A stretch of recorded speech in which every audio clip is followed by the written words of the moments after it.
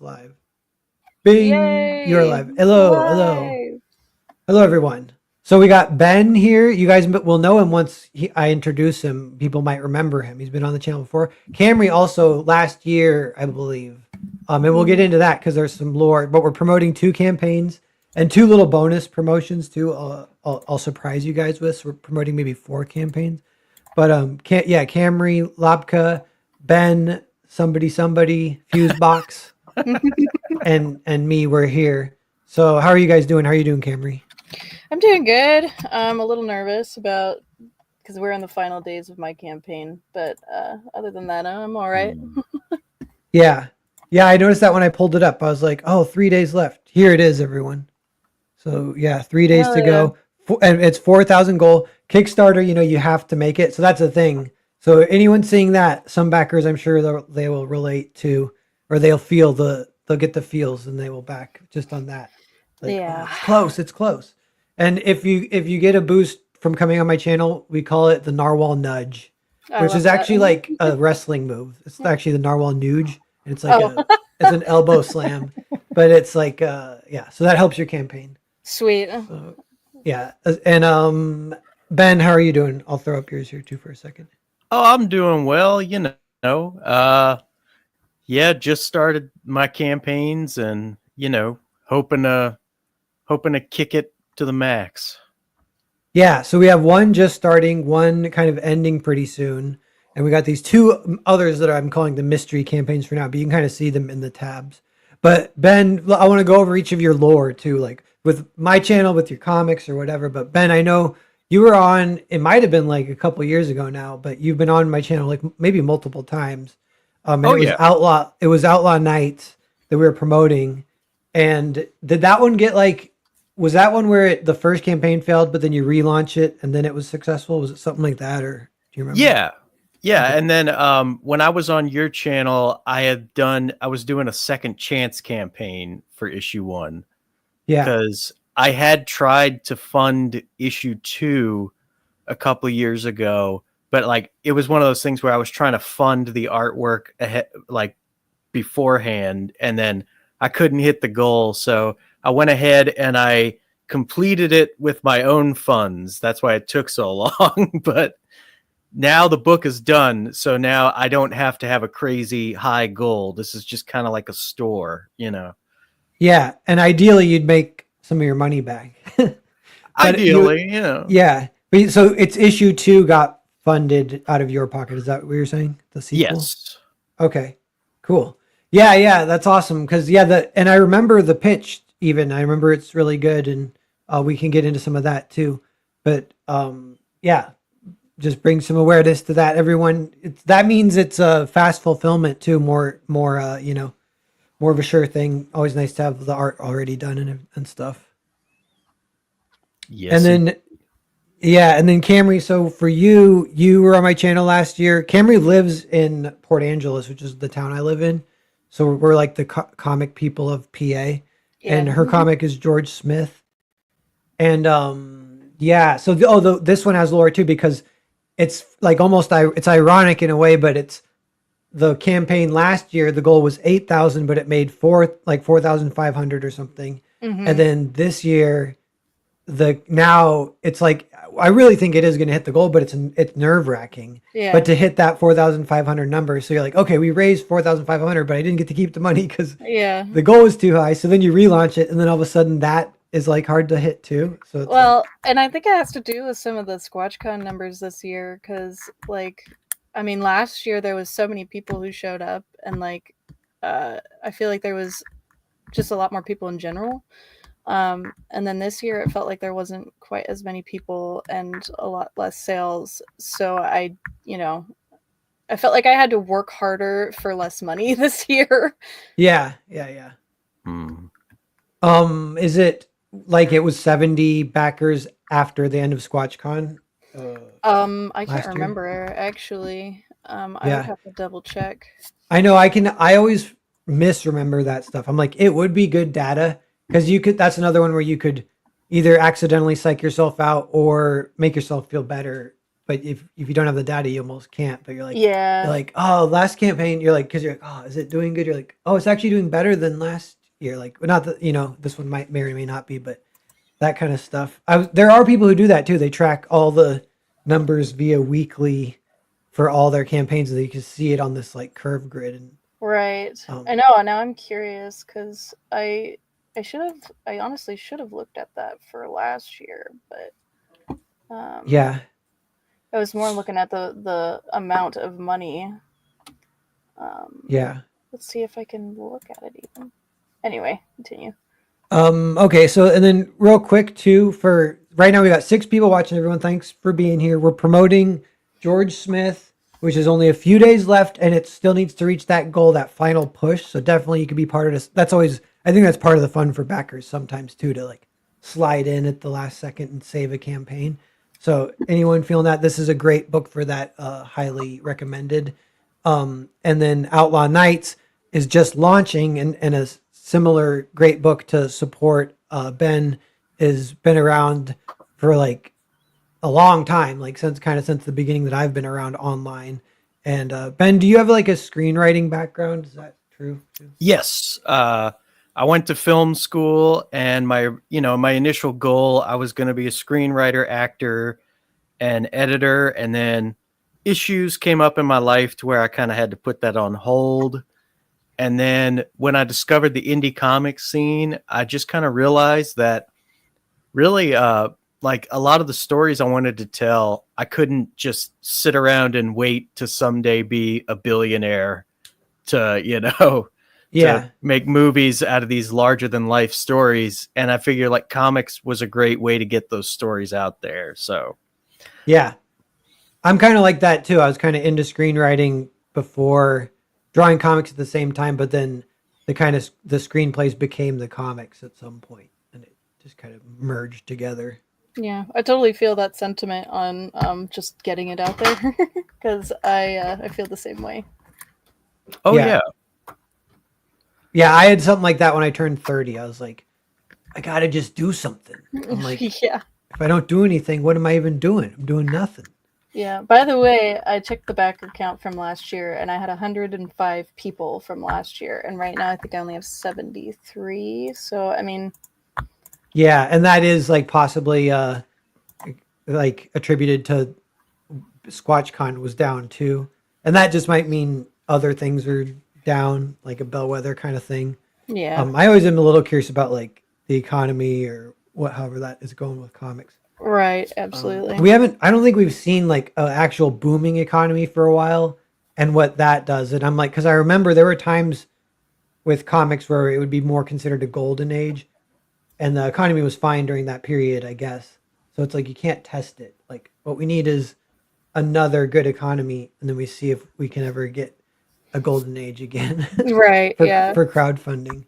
Yeah. Right. But yeah, that was like even like multiple people launching like their first book and hitting 5 figures is like pretty awesome, and like the beginning of a dream that you can build on, Yeah. And yeah, we're not quite there. It's like that's still really hard to do. It's pretty, you got to be kind of lucky even maybe to get 5 figures on a first campaign these days. Yeah. But that's I feel insane. like it used to be common. I feel like we could get back there, but yeah. Yeah. So Well, America. Oh, I'm sorry. No, you're so good. Go ahead. I was just saying, America, you need to improve the economy so that we can get our books funded. Yes, please. Give us more money. Yeah, yeah. Richard Lasura, do you prefer Narwhal Pear? I prefer the artist formerly known as Narwhal. Just kidding, I don't know. But yeah, I've been signing everything Pear, aka Narwhal now, so I'm like phasing in my real name. But yeah. So then also to this morning, Band of the Crow launched, and this is Arvid's book with Orin, a fantasy style book. This one is really great. Yeah, I don't know, Camry. This is like your book is not fantasy, but you do a lot of fantasy stuff, and you play D&D and stuff, right? Oh yeah, absolutely. Yeah. So this book is like up your alley. I feel like in your future's probably an epic fantasy at some point. Oh wow, the artwork's really awesome. Yeah. Oren's great. And yeah, Arvid is like he was published with Image in like the 2000s with shoot, I can't think of the name right now. But it's a cool book. It's like it was pre Da Vinci Code story. So Da Vinci Code like arguably ripped it off, you know, but I don't know if Oh, that's like it's not really like a scandal, but just the yeah, way the world works, you know, it's like he yeah, kind of got to that idea first. And so that's cool. It's a little feather in its cap in a way. Um that's cool. yeah. Linkovich Chomkowski says gonna call Gnarl Spike McFang. That's a Super Nintendo game that I've been playing, Camry, and that's the one I told you about because so me and Camry are working on a little kids vampire side, just kind of a small little project for fun here and there. And I told you, I think I was like, there's a video game about this guy, and this kid vampire, and he only eats tomatoes. He won't Oh like yeah, suck blood. Yeah. oh yeah, I do remember you telling me about that. Yeah, so it's that he lives on a bunch of islands, and I get them all mixed up, but they're all like vampire pun islands, and they're all ruled by various vampire pun people, and some are good and some are bad. It's like kind of epic story. I was like, I actually found the Chinese company that I'm pretty sure it's Chinese company, not Japanese, but maybe it's Japanese. And I that owns the IP, and I emailed them to see if I could buy the rights to make a comic, and Oh, they did not email me back. gotcha. Hey, I don't this know is how worth a people do that. try. How do people get rights to stuff? You know? Yeah. I don't know. I had read the Cult of the Lamb comic that came out today, or not today, that came in today, because I backed the Kickstarter for them, and I had like sent friend requests to the artists and the authors because I was like, I'm just gonna try and get in, just gonna put it out there and see, because Yeah. it doesn't hurt to try.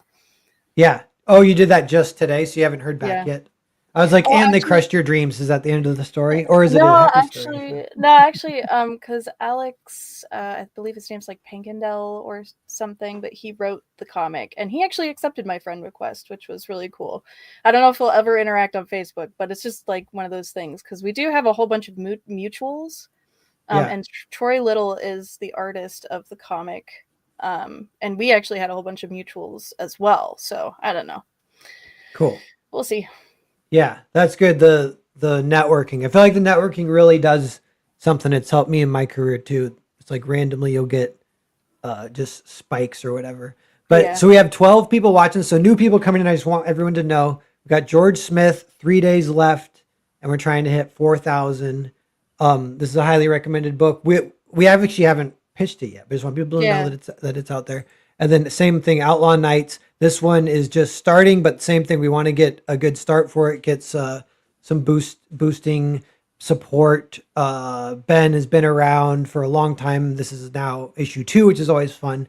It's kind of like, yeah, like get them both, pick up both, and get more into the story. And this one has a fun pitch too. I do remember. But and then yeah, Band of the Crow launched today, so everyone just be aware of that. This book is doing great for first day, and this one is a really good deal too. I think Arvid, he might be just breaking even. He's like really trying to just get the work out there. And yeah, I'm trying to think. Is it Rex Mundi was his book? Anyway, chat. Yeah. Oh, Alex Vierby, Rex Mundi. Yeah, that was his book through Image. Um, and yeah, so Arvid's awesome in person too. I hung out with him in Florida. He's a good guy. And then Bird Dad by Emily Brooks Miller. This is Mark Miller's oldest daughter, and Oh, it turns out she's like kind of a genius too, kind of like her dad. And this book is amazing. The video is awesome too. I think my internet's too slow to play it, but everyone should check it out. It reminded me of Beavis and Butthead 90s liquid television kind of style animation. And it has a cool rap. Like I think it's like a Bird Dad rap. And yeah, like Bird Dad is just he's kind of a terrible person, I'm pretty sure. But I'm curious if there's any redemption. There might be a little bit of redemption. So it's kind of a dark comedy, how much of it's like slice of life, but with a borderline psychopath. And which is funny because Emily Brooks wrote it.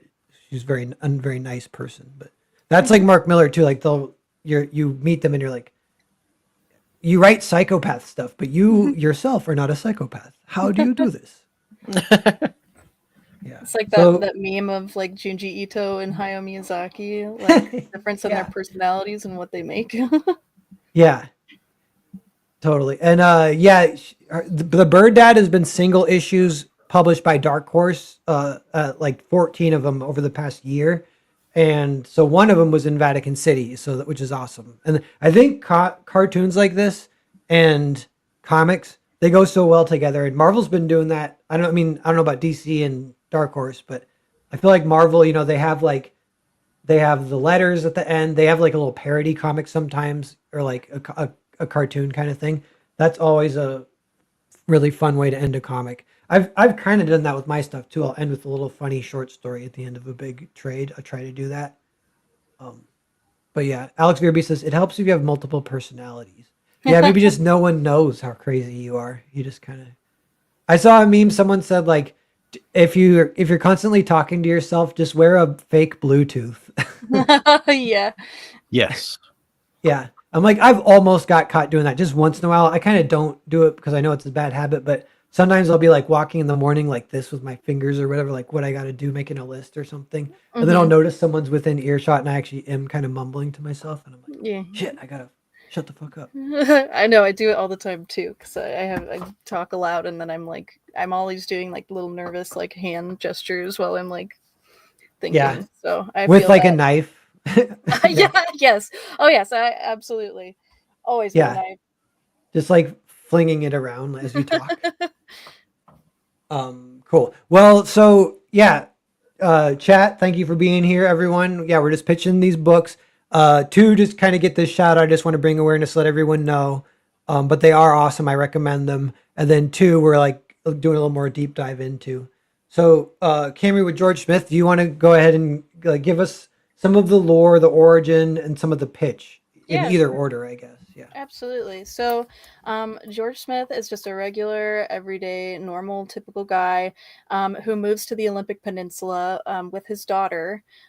His daughter starts to act strange, talking to herself, what seems like. And then one day she disappears, and he teams up with a retired forest ranger named Hank, whose brother had disappeared years and years ago. And together they brave the Olympic National Forest and make friends with all sorts of cryptids and mysterious entities that's hyper-local to this area in order to find his daughter and his brother. So yeah, this story has been in production for a few years now. A lot of these pages are kind of the culmination of my comic book career. I worked really hard on all the layouts, all the character design. It was really the first story that I had actually wrote a script, like an actual outlined script. So that's some dogs in the background there. Oh shoot! I'm sorry. You're so good. I also have dogs, but I threw them outside because it's like they're like Yeah. really loud. They scream. Are they little yappers? They are, yes. Yeah. So they're outside so that they can go scream and bark outside. But anyway, yeah. So this is a passion project and my love note to the Olympic Peninsula and the area. I did try to launch it at first last year, like Pear said earlier. There was an $8,000 goal, which was a little lofty for my first book, honestly. And so I tried again this year with 4,000, but it's been a little bit of a struggle. So I'd like to make the goal in 3 days, but yeah, if anything, I'll be posting it on Webtoons because I really do love this book and I really am passionate about the story and I really think that other people would enjoy it as well. So yeah. And this first issue, how many pages is this one? I think the actual comic book pages, it's 26 pages. I think the book itself will be a little bit bigger than that because I have like Kickstarter acknowledgments and stuff like that. But yeah, the actual story I think is 26 pages. Cool. And what's the vision for eventually, like after this? How many issues total to complete the story? So I have the full story written, but it's not actually broken down into like panels and pages and books quite yet. I think the max I would want to go to is 10 books, but I'm not entirely sure what that looks like yet. It really depends on a variety of factors. But So it is like an eventual kind of full course meal epic graphic novel length yeah, kind of thing. yeah, Cool. I've got the ending all figured out, and for the most part, everything in between. It's just a matter of actually sitting down and writing the detailed scripts. So Yeah. Oh And my yeah, god. I was just yeah, gonna say, like, you and I are like almost in the exact same position here. Like that's like we have like the exact same plan for our books. yeah, nice. well, birds of Yeah. a feather.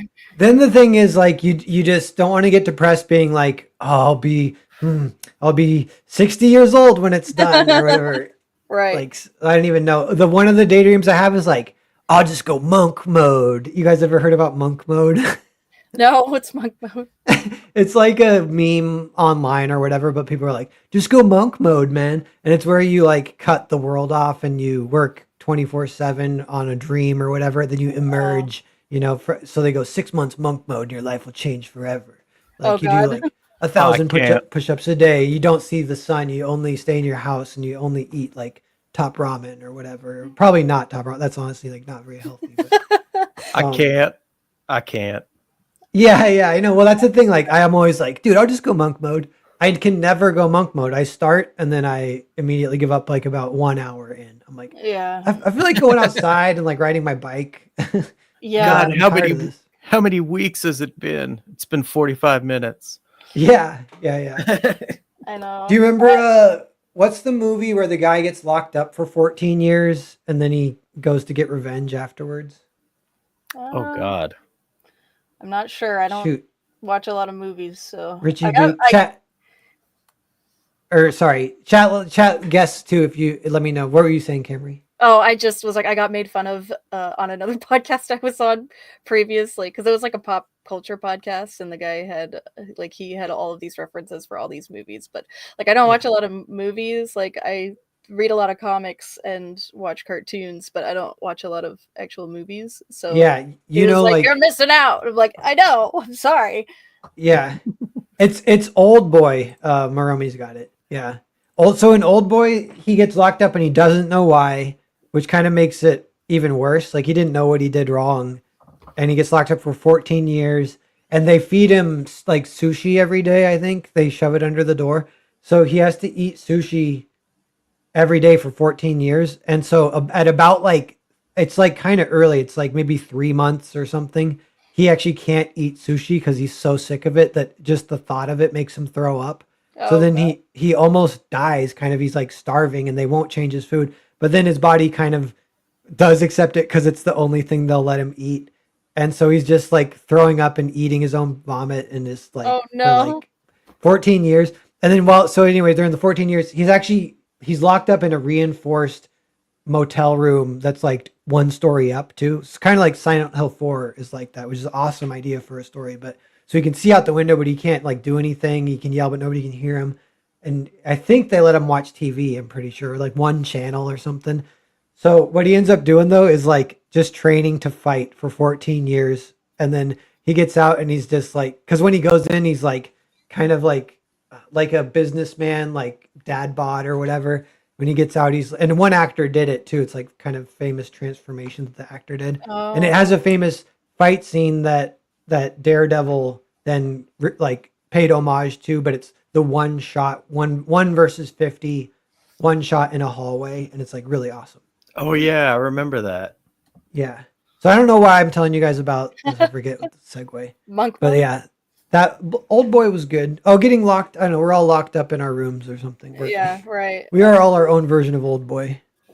But I was gonna say this. So this art looks great, Camry, and yeah, the designs are awesome.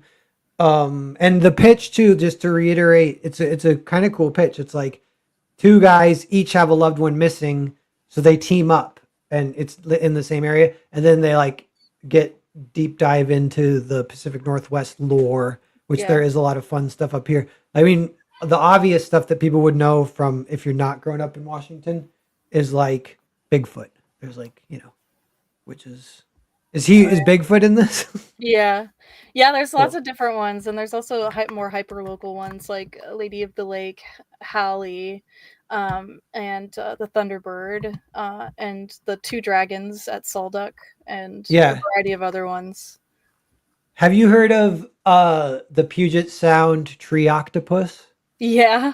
Yeah, okay, that one's funny. That Yeah. one is so I'll see if I got to tell the story to the chat. Maybe they've heard, maybe this has come up somehow before my channel, but it's like they have a lot of aquariums, around the Northwest because there's Ocean, Strait of Juan de Fuca, Puget Sound, and so there's all these aquariums, and octopuses are infamously super smart. Like we don't even know quite how smart they are. Like they might be just as smart as humans, kind of like dolphins, but maybe smarter than that even. But they are also really infamous escape artists. So they're really kind of hard to keep in confinement.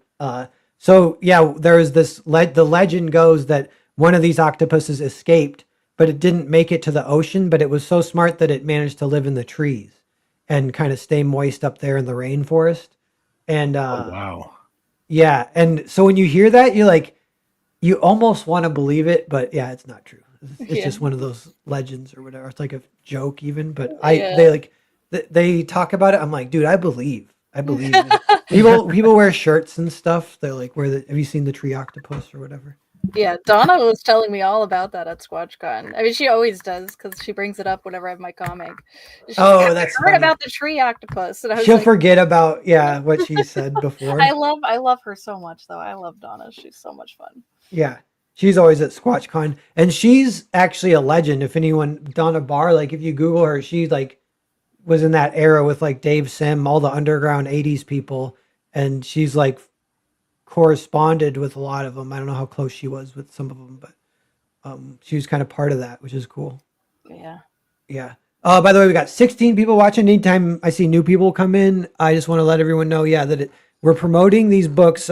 George Smith is it's ending in 3 days, so this one is a great candidate for backing to help this dream come true. Get it to 4,000.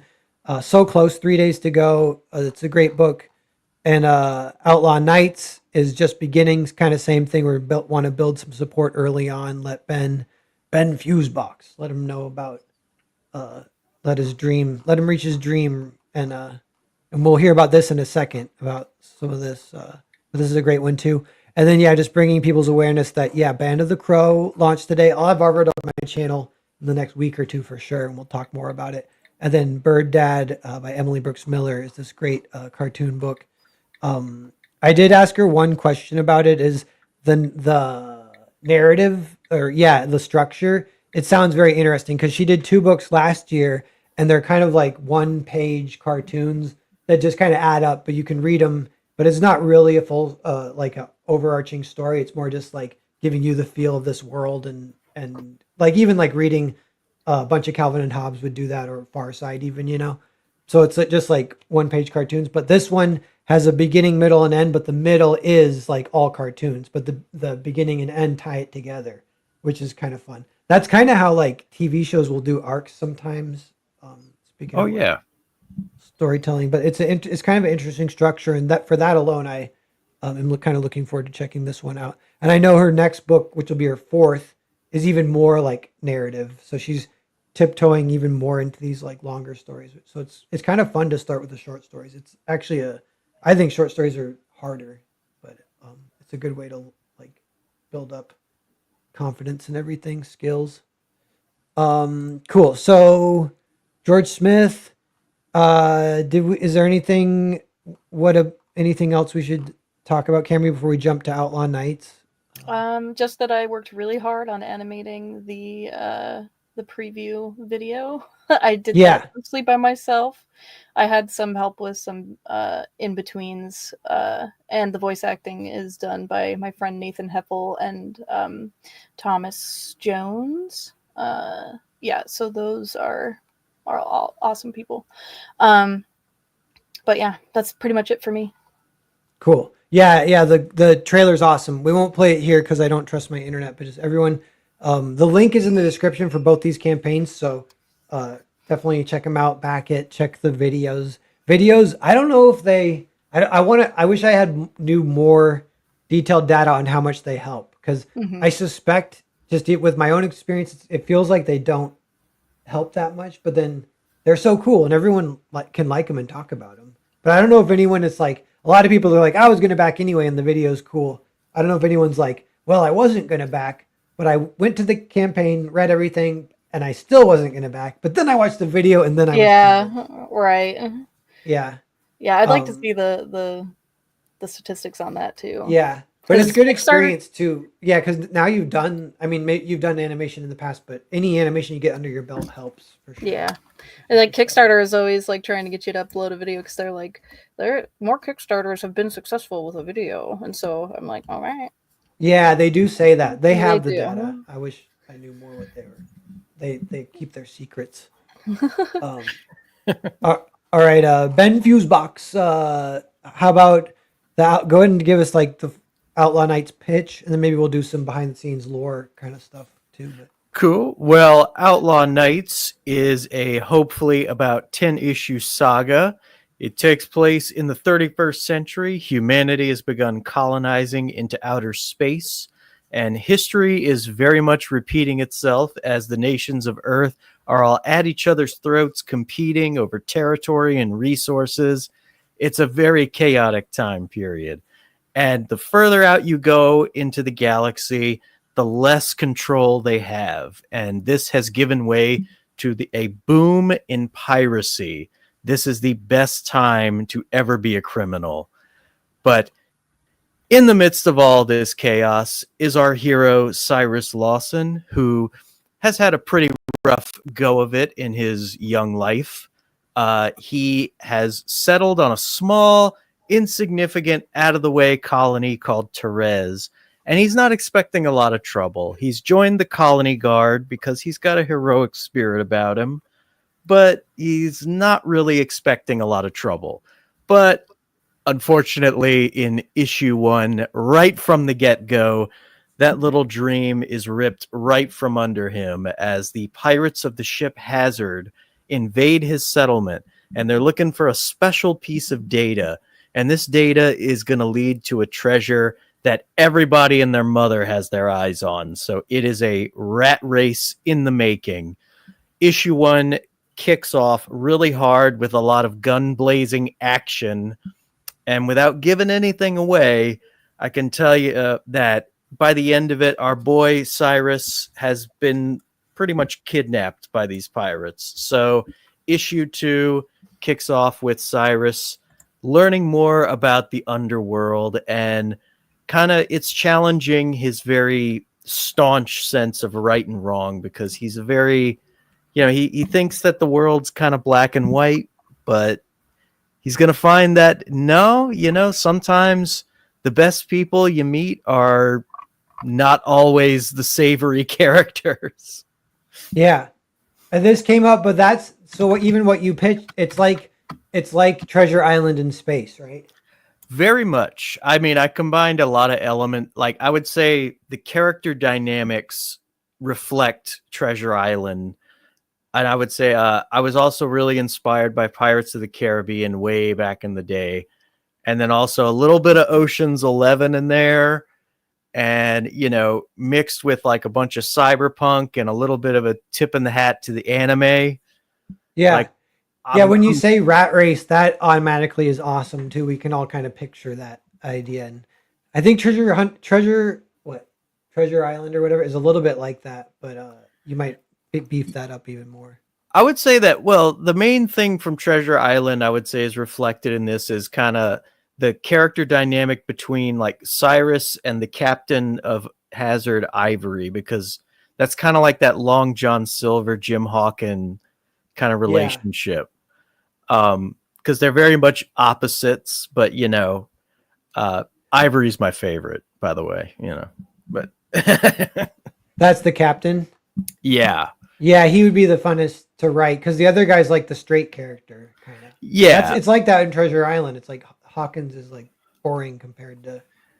Yeah, but I would say that like Cyrus is a little more headstrong. He's the kind of guy who's going to jump into the fray with his gun, even though like he probably should stop and think about it first, you know.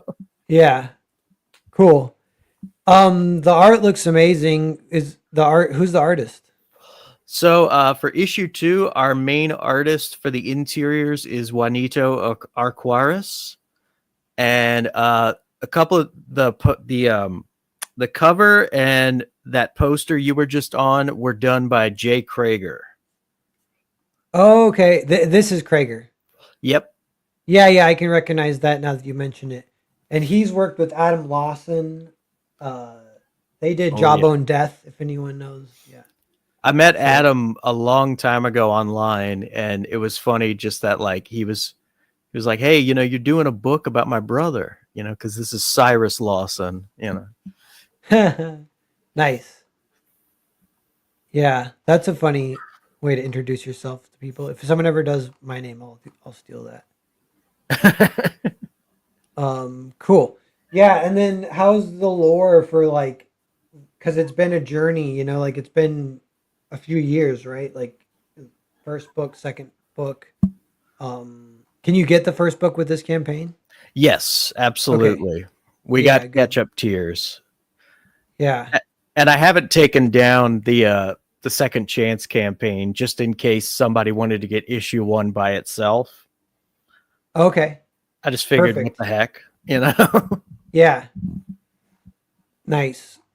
Yeah. Do you guys remember Outlaw Nights? This is one, it's been a few years, but this was one that was making the rounds and it looks great. So yeah, everyone take a look, give it a chance. We'll see if we'll usher in a new era of realizing indie comics dreams. We need to get both these books to 5 figures. That's the Narwhal Hashtag Nooch. Year of the Outlaw. Yeah. Alex Ruby says, I remember. Nice. Oh, Cool. I know Alex. This looks really Yeah. cool, Ben. This reminds me Oh, of The Expanse, which is one of my favorite series of all time. Oh, thank you. I mean, you know, I know like a lot of people have compared it to Firefly, and it's Oh. funny because like when I was young, when I was like I want to say like 5-6 years back, like a friend of mine showed me the first episode of Firefly, and this was before I did Outlaw Nights, and I noticed in the first episode they did an idea that I was thinking of for Outlaw Nights, and I was like, shit, I gotta change it now. I was just Oh yeah. That means it was a good idea. Yeah, that's how I always think of it too. Is like there's a reason why it's a cliche or why it's done a lot is because it's a good idea. Yeah. So I've been avoiding all pirate and space stories to try to make sure that nothing bleeds over. Yeah. Nice. Yeah, it looks great. Everyone get on board with this one.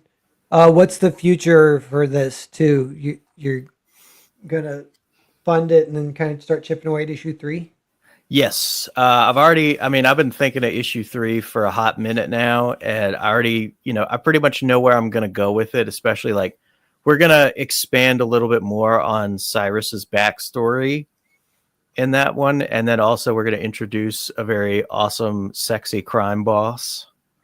So, you know, and I think that's going to be kind of a major kickoff point for the main plot of the saga. Because I think issue 1 is more of like a big action-packed introduction where it's like really fast-paced. And then this one, you get more of a feel of like, okay, like what's going on in the underworld, you know? And then the third one is going to be where we're going to expand a little bit more on the characters. Yeah, sounds good. And yeah, a good aspect of it is it's issue 2 that is fun. It's like, and issue 3 is better than issue 2. You know, if I see an indie comic getting like to issue like 14, you know, that's like Wolf and Batsy hit that the other year, and I don't know, a few others. Like that's like a major accomplishment, and it's fun if you hear that and you're like, I've been missing it. You can actually just get them all and catch up or whatever. But that's one reason to keep going, so that because you'll keep picking up readers as you go, and then they will read back. They'll buy the back issues and stuff. And I think my ultimate hope is that I'll be able to compile the saga into a big old graphic novel. Yeah, that'll be awesome, and you can eventually put that up for sale and pitch it to publishers even or something. Amen. Yeah, or we get it, sell it to Hollywood, and maybe Hollywood will be healed by then. Well, that's kind of my secret little thing is I'm hoping that some producer sees this and then Yeah, they're like, "Hey, I want to option this," and I'll be like, "I'm retaining full creative control." yeah.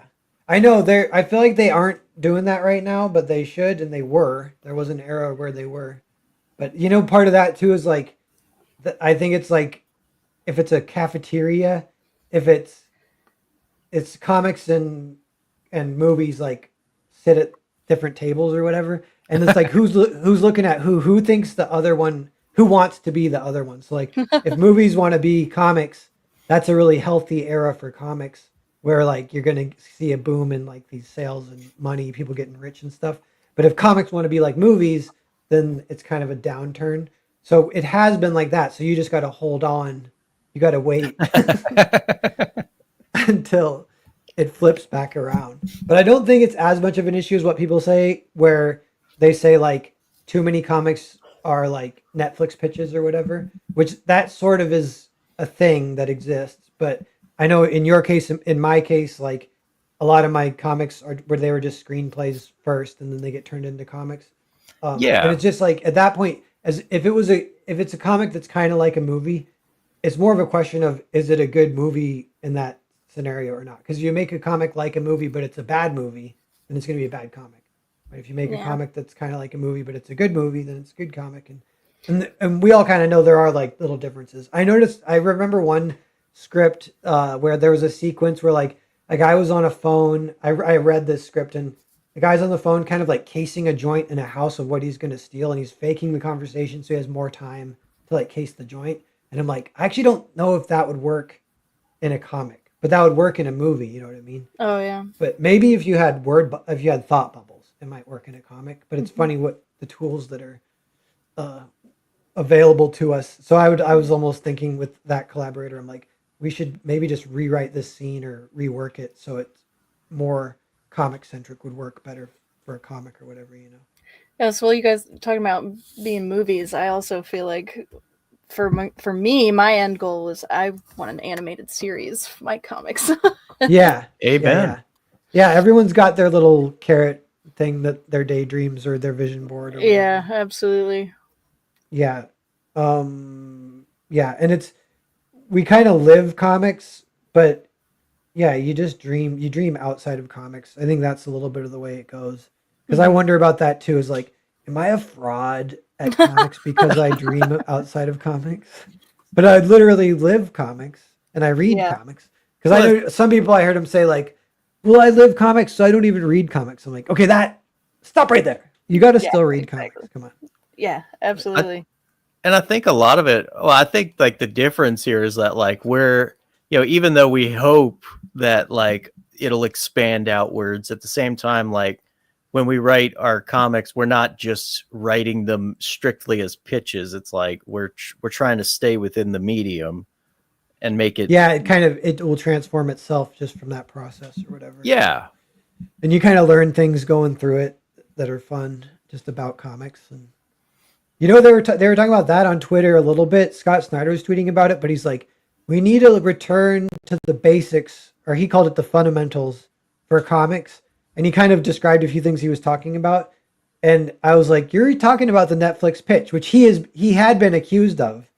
Him and many others have been accused of doing just nothing but Netflix pitches for years. And that's one of the reasons that comics industry isn't doing as good as it was 10 or 20 years ago. And then, so then he's like, yeah, I mean, if you read between the lines, he's like, yeah, I've been thinking about this Netflix pitch thing. I don't think we should do that anymore. I think what we should do is embrace the comic medium. And I'm like, well, yeah, I think I agree. But it was fun kind of hearing him talk about it. And he does know comics. So it was funny though, because he talks about the fundamentals, and the main thing he mentioned was how every 22 pages, the issue ends in a way that gets people talking. I'm like, that is so simple, but that is so fun about comics. It's true. And if you do that, that will force like a kind of fun storytelling structure. Yeah.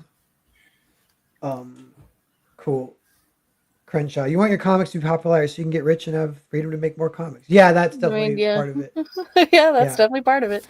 yeah. I think we all And dream live of by our the books beach. making it. Yeah, Yeah, totally. absolutely. I would agree. Cool. So we'll kind of wrap up here, but we'll do it's no hurry, but we'll do like little outro kind of thing, pass through here tour. One is just another quick look at we got 14 people watching. Everyone, thanks for being here. It might have cycled through. We might have some new people. But yeah, we got 4 books. We're kind of showing people. 2 launched today. One is about to end, so definitely keep your eye on this one. We want to reach 4,000 in 3 days. Hey, look at it! You went Oh, up a yay! couple backers. You Yay! just got Thank you. nooged. Yay! Boom! Yeah. So yeah, Brian Creswell. The Netflix pitch comics stand out like a sore thumb. Yeah. You know, it's come up on one of the discussions I've had too. Like, if a comic is needy, or like any story, a movie can be like this. But if you sense like neediness, that's like a weird descriptor for a story. But you can kind of, if a story is like, like me, Yeah. like that's like, no, get away. Yeah. And that's like kind of like the Netflix pitch thing a little bit. Yeah. But the Nuge, Christ Gal, we'll get you Yeah. the Nuge anytime you need it too, sir. I don't know how is Six Gun Gorilla if any campaigns are live, but that's Brian's book and everyone loves it. I actually haven't read it yet. I need to read it, but that one is one of the higher reviewed indie books too. Like I think it's ranking up their top 10 maybe. People who read it love it. Everyone keep your eye on Brian, Rising Star. Yeah, George. So then, so yeah, Band of the Crow launched today. And yeah, this looks awesome. It's cheap too, $12 for the physical copy, which is crazy. Arvid's losing money, I think, to get these books out here for people. So definitely take advantage. Yeah, you guys should even think about backing this one. I know I'm here to try to like get books for you, make you money, but no, you could spend a little money too. Back, but and then Bird Dad looks magnificent, and definitely check the video out on this one. This is great.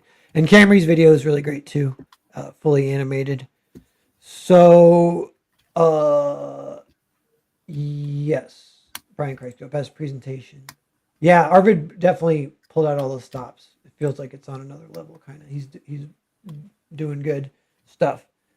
Yeah, Camry, want to pitch George Smith one more time for anyone who missed it? Yeah, sure. I'll just keep it quick and simple. So George Smith is a normal, everyday guy whose daughter goes missing in the Olympic National Forest. And Hank is a retired forest ranger whose brother had disappeared years ago. And so these two have to meet up together and brave the Olympic National Forest and meet up with cryptids and a variety of other mythical characters in order to rescue the ones that they love. So Cool. What about, as you said that, it made me think of Twin Peaks. Have you seen that show? Oh yeah, I'm a big fan of Twin Peaks. Cool. That's definitely an inspiration.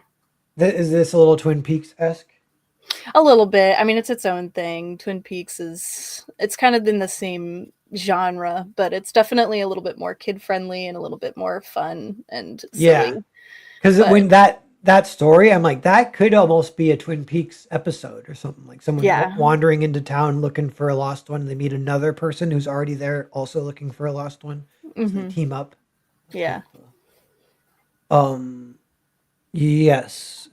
Crenshaw says real fast, Arvid's animated trailer. That one, I didn't see it on the campaign. Maybe he updated it. Is it on his campaign? Because I looked for it and I couldn't see it. But everyone check out that too. But yeah, so this looks awesome. Yeah, just everyone take a look. It's the first issue. Keep the story going, get it going. First of a full graphic novel, which will eventually be like 8 to 10 issues. So kind of like the first act or kind of the intro, getting the story rolling. Absolutely. Yeah, so everyone, that's out here for the taking, and 3 days to go. That's kind of an important part of the story here. So, and Outlaw Nights launched recently. 9 backers so far. Let's definitely get this one up if we can. I hope this one gets many more to come. It looks great. Great story pitch, and the whole project sounds fun. Ben, yeah, like it's fun. That's going to be a big story eventually. I like what you're doing. You're just building out this story issue by issue. Same with Camry. I think that's a good path. As long as you don't finish when you're 80 Right. and then regret life. I mean, you know, that's Hey, just go monk mode. Both you guys, just go monk mode. Come on. All right. Mhm. it depends on how many people back. Yeah. Cool. Richie Dupe says we never got Wisteria. What is Wisteria? Is that Twin Peak thing? Richie, you'll tell me. Yeah, it's been a while since I've seen Twin Peaks, so I'm not even entirely sure. Yeah, and Crenshaw, Twin Yo-Yos. Narwhal walk with me. Crenshaw says, "Will or are either of these comics be on Global Comics?" Camry, have you heard of Global Comics? I have, but I've never really interacted with the platform, so that might be Yeah, something I'll have they're to. they're a great platform, and I haven't met them personally, but I've emailed with them, and they're awesome. And then some of my friends have, they were at like a New York con that a few of my friends went to, and they were like, the Global Comics people are awesome. They're like, they were buying everyone drinks and stuff. Oh, that's cool. And yeah, so they kind of sound like they are like true believers kind of thing. Like they're just in it to really just try and create a way to help comic creators get their work out there to an audience kind of thing, kind of revitalize the comic industry as a whole. I started an account on it, but I still don't quite understand it, I guess. Yeah. Yeah, I have some stuff up there and I'm still figuring it out. But it's not, I don't think it's necessarily hard. Yeah, you just gotta click around or whatever. But you can put up stuff for free or behind a paywall. But it's a pretty good way to offer. And maybe to build like in the in between. Yeah, like I've sort of been trying it that way, but I think I'm up to just like 30 followers on Global Comics. But that's like 30 people that, you know, I could kind of reach and access them. If I ever launch a book, I can let them know. So that's like a good way to kind of build out that list too. Yeah. Camry, do you have a mailing list that you use to promote these books? Yeah, I do actually. If you Cool. want to sign up, you can go to my website, CamryLapkaArt.com, and there is a tab that is for my mailing list sign up. Yeah, cool. So you want to follow. I was gonna say that's the other thing that's great for like if you're just trying to do crowdfunding. I think mailing lists really help, and you can Yeah, get them pretty big, and they can kind of help a lot or whatever. absolutely. Cool. And then Ben wanted pitch Outlaw Nights real fast. Absolutely. Well, Outlaw Nights is an ongoing saga that takes place in the 31st century. Humanity has begun colonizing into outer space. History is very much repeating itself as the nations of Earth are all at each other's throats, competing over territory and resources. It's a hectic time period, but their reach grows thin the further out they go into the galaxy, and therefore there has been a boom in crime, specifically in piracy. And so it is a violent, hectic time. And in the midst of all this is our main character, Cyrus Lawson, who has settled on a small, out-of-the-way, insignificant colony called Therese. He's joined the colony guard there because he's got a heroic spirit about him, but he's not expecting a lot of trouble. But right from the get-go of issue 1, his little dream of a slice of paradise is ripped right from under him as the pirates of the ship called Hazard are invading his settlement looking for a special piece of data. And this data is going to lead to a treasure that everybody and their mother has their eyes on. It's a rat race in the making. And so issue 1 kicks off with a nice guns blazing, action-packed intro. And without giving it away, the pirates end up kidnapping our boy Cyrus. And so issue 2 is going to show Cyrus and us, the audience, an inside look at the underworld of the 31st century. And we've also got some new villains on the rise. And yeah, we're just kicking off here. So get on board. Nice. That sounds good. It sounds awesome. Cool. Thanks for pitching that. Yeah, 11 people watching right now, everyone. So this is like we're gonna kind of get out of here pretty soon. So this is the last little call for backers. But George Smith, we got a few backers today, which is awesome. 3 days to go. Outlaw Nights just launched, but we want to get these numbers up. Those are rookie numbers. We got to get those numbers up. You guys know what that's Yes. from? Oh yeah. Yeah. And then Band of the Crow, of course, and Bird Dad from Emily Brooks Miller, which is great. And also this one, definitely watch the video. And this one, the video, and this one, the video. And this one, just if you feel like it. I don't even know. I haven't seen this one. I'm sure it's great. We were talking about videos. We didn't even know if they help. But cool. But yeah, everyone, thanks for being here. So I am going to end the stream now. I'll click the button. It means it ends. But hang out for just a second, both of you, because it doesn't boot people right away. So we'll just say hi behind the scenes too. But All right. okay. I clicked it.